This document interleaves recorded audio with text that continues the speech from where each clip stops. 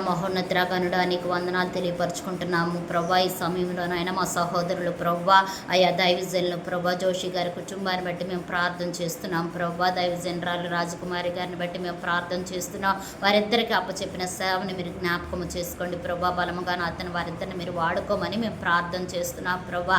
అలాగే నూతనంగా అతను మరి ఒక చోట బిడ్డల పరిచర్యను ఆయన స్టార్ట్ చేయాలని ఆశపడుతుండగా ప్రభా, మంచి నా తండ్రి అయ్యా నీకు వందనాలు అయ్యా.